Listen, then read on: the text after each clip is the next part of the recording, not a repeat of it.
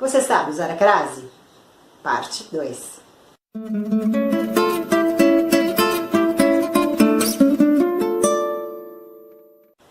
Olá pessoal, tudo bem com vocês?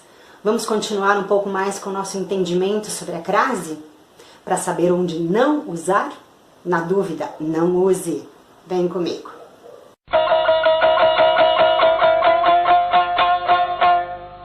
Eu quero relembrar, para quem não viu o vídeo passado, que eu estou enfatizando onde não usar a crase porque é muito comum ver esse acento usado de modo incorreto.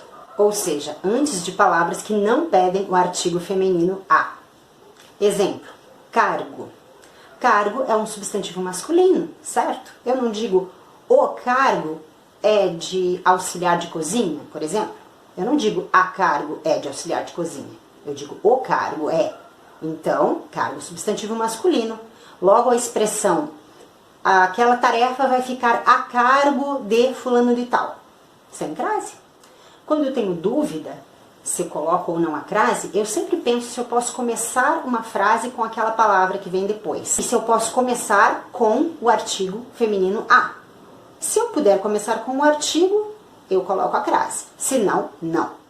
E aí eu volto a lembrar aquela regra principal e inquestionável para a situação de crase. Só se usa crase diante de substantivo e substantivo feminino. Qualquer outra classe gramatical que não seja substantivo feminino não admite o sinal de crase antes. Exemplo, cada. Cada é um substantivo? É uma coisa, é um sentimento, é um lugar? Não, né? Cada é um pronome indefinido. Olha aí, já estamos analisando agora uma outra classe gramatical. Pronome indefinido, que é o que eu vou botar foco hoje aqui. Então eu vou dizer, vou dar uma flor a cada uma das minhas irmãs. A cada uma, sem crase. Outro caso, agora com artigo indefinido, que também é uma outra classe gramatical que não é um substantivo. Vamos ver. Ele se dirigiu a uma das pessoas da plateia. A uma das pessoas, também sem crase. Antes de continuar, eu queria retomar a segunda situação que eu apresentei no vídeo passado, que é o caso de palavras no plural, tá bom? Vou usar o mesmo exemplo que eu usei no vídeo passado. Vamos lembrar, a vaga é destinada a mulheres de mais de 25 anos. Se eu for começar uma frase com a palavra mulheres, eu digo as mulheres são bonitas? Ou eu digo as mulheres são bonitas? Eu digo as mulheres, certo? Então, se eu tenho a frase a vaga é destinada a mulheres, eu tenho que colocar as mulheres, aí sim, com o plural junto no a. Mas se o a estiver sozinho ali, eu não posso colocar a crase. A com crase e mulheres no plural, não. A com S e crase, sim. A vaga é destinada às mulheres de mais de 25 anos. E aí o que muda no sentido? Muda que essas mulheres são específicas, são determinadas. E se eu digo a vaga é destinada a mulheres, sem crase, essas mulheres são quaisquer mulheres, indeterminadas. Ok, agora podemos seguir. Vamos voltar lá para o pronome indefinido para observar e entender que ele não é um substantivo. E tampouco um substantivo feminino, logo eu não vou colocar crase antes. Vamos lá, quais são os pronomes indefinidos? Vou fazer uma lista aqui para vocês. Vamos lá. Algum, alguma, alguns, algumas. Todo, toda, todos, todas. Qualquer, cada, que foi falado agora há pouco. Nenhum, nenhuma. Alguém, ninguém. Tudo, nada. Quem, algo, vários, várias. Faltam dois. Outro, outra, outros, outras. E certo, certa, certos, certas. Só que certo como pronome definido. Certa pessoa, certas mulheres, certos homens. Tá? Porque a palavra certo também pode ter outra classe gramatical. Então agora eu vou apresentar uma frase com cada pronome desses que eu citei. Pra gente ficar expert nesse assunto e não colocar a crase antes, ok? Todos os exemplos que eu vou apresentar daqui em diante serão de frases em que o a estará sozinho, sem o sinal grave em si. Vou usar uma mesma frase para alguns deles, tá bem? Com esse primeiro pronome indefinido. Não vou me referir a nenhum de vocês. Com algum agora. Vou me referir a alguns tópicos desse livro. Vou me referir a algumas de vocês. Com certo, certa também daria para fazer essa frase. Vou me referir a certas pessoas que estão aqui. A certos homens, a certas mulheres.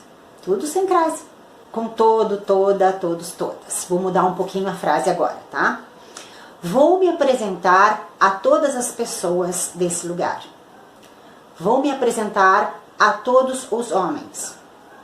Vários e várias. Mudando um pouquinho a frase de novo. Vou falar a várias pessoas hoje. Vou falar a vários participantes desse congresso. Com tudo e nada agora. Isso não diz respeito a nada do que conversamos. A nada. Sem crase. Isso diz respeito a tudo o que conversamos. Sem crase também. Qualquer. Você não deve falar a qualquer pessoa sobre isso.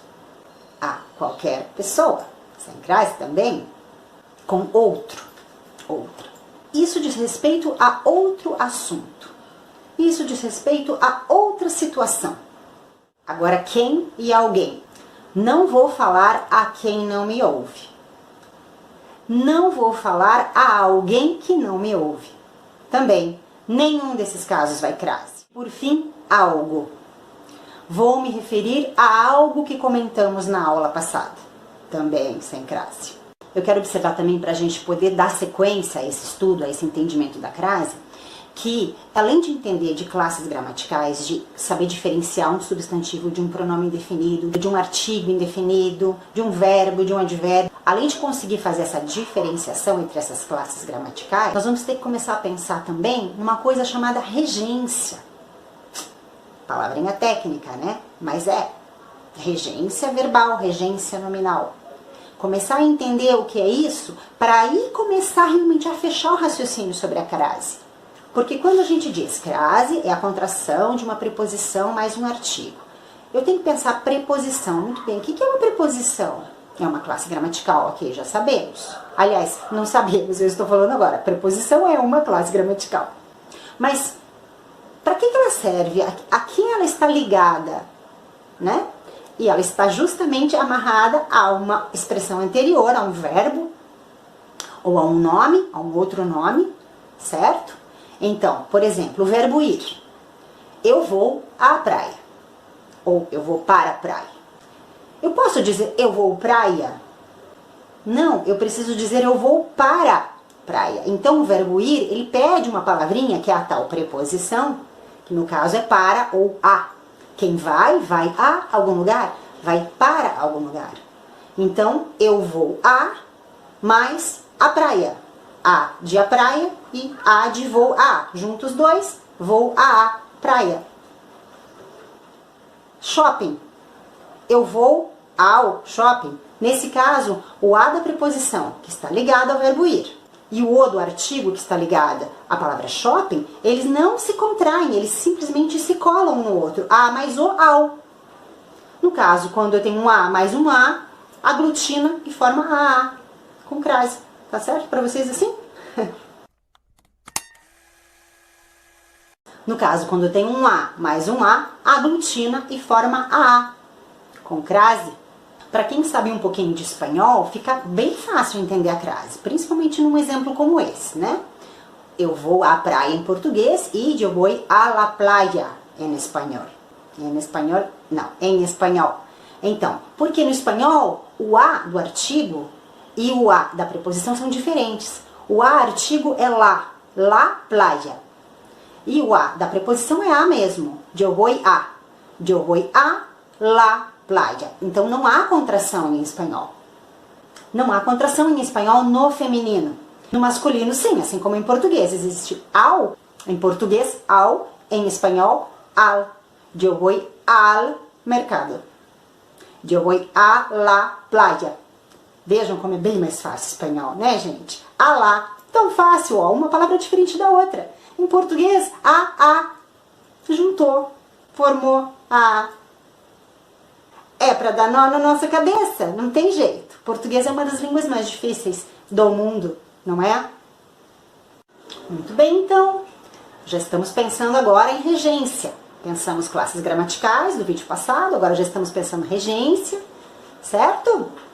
E vamos pensar também em poesia, que é bom, né? É bom para a alma. Vamos passar do útil para o agradável? Ok? Nos vemos na semana que vem e eu deixo vocês agora com João Cabral de Melo Neto. Tá ok, pessoal? No próximo vídeo, uma terceira etapa desse entendimento sobre crase, com exemplos a perder de vista e testes para vocês. Mas aí vamos ver alguns casos de crase mesmo, para valer. Depois do poema, eu não falo mais nada. Então, deixem aqui seu comentário, se inscrevam no canal, ativem o sininho, o que mais faltou? Ah, e deem um like, tá bem? Pra gente continuar aqui.